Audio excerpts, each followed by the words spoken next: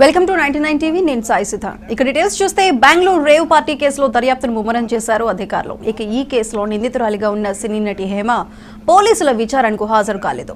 దీనికి సంబంధించి బెంగళూరు సీసీబీకి నటి హేమ లేఖ రాశారు. విచారణకు హాజరయ్యేందుకు హేమ గడువు కోరారు.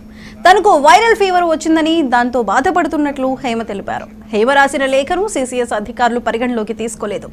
ఇక నటి హేమకు మరో లేఖ ఇవ్వడానికి పోలీసులు సిద్ధమయ్యారు.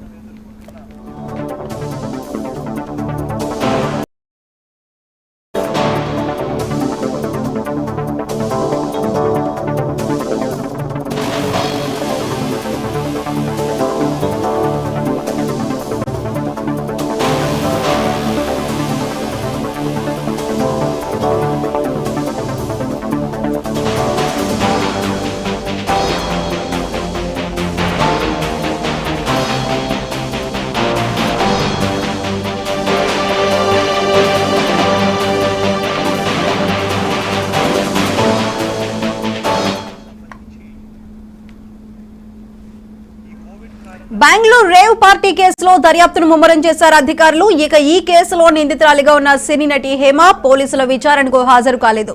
దీనికి సంబంధించి బెంగళూరు సీసీబీకి నటి హేమ లేఖ రాశారు. విచారణకు హాజరయ్యేందుకు హేమ గడువు కోరారు. తనకు వైరల్ ఫీవర్ వచ్చిందని దానితో బాధపడుతున్నట్లు హేమ తెలిపారు. హేమ రాసిన లేఖను సీసీఎస్ అధికారులు పరిగణలోకి తీసుకోలేదు. ఇక నటి హేమకు మరో లేఖ ఇవ్వడానికి పోలీసులు సిద్ధమయ్యారు.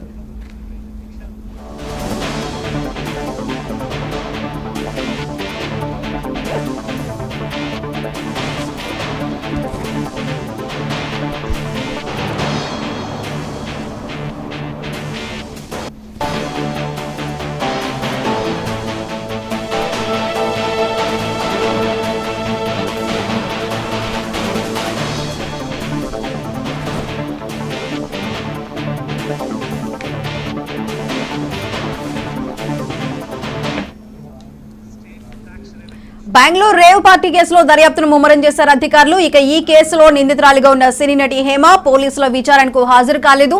అయితే దీనికి సంబంధించి మరింత సమాచారం మా ప్రతినిధి గోపి అందిస్తారు. గోపి, చెప్పండి.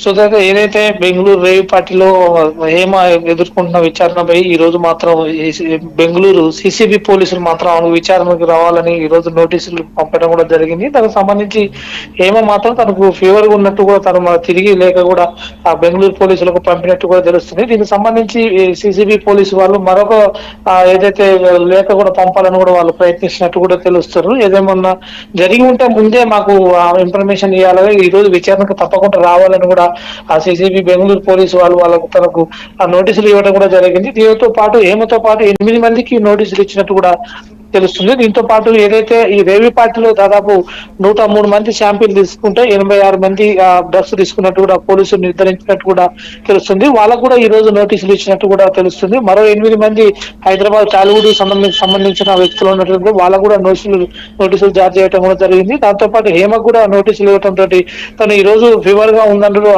సిసిబి బెంగళూరు పోలీసు వాళ్ళకి ఆమె కూడా నోటీసులు జారీ చేసింది. దానికి సంబంధించి తిరస్కరిస్తారా లేదా దానిపైన పోలీసు వాళ్ళు కూడా కొంచెం విచారణ చేస్తున్నందుకు కూడా సిద్ధమైనట్టు తెలుస్తుంది. గోపి, అయితే హేమ రాసిన లేఖకు సంబంధించి సిసిఎస్ అధికారులు పరిగణలోకి తీసుకోలేదనే విషయం అయితే అర్థమవుతుంది. మరి దీనికి సంబంధించి అధికారులు ఏ విధంగా నెక్స్ట్ ప్రొసీడింగ్స్ ఉండబోతున్నాయి?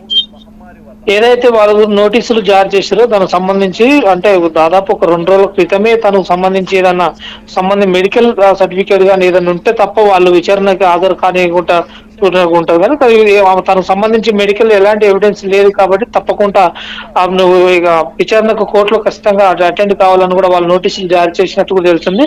ఇప్పటికే ఏమో తప్పుదోవ పట్టిస్తున్నందుకు ప్రయత్నించినా కూడా ఏదైతే బెంగళూరు పోలీసులు మాత్రం దాన్ని స్పీడప్ పెంచినట్టు కూడా చెప్పొచ్చు. ఏదేమైనా నోటీసు ఖచ్చితంగా అటెండ్ కావాలని కూడా ఏమో చెప్పడం కూడా జరిగింది. Sudha, right Gopi, thank you.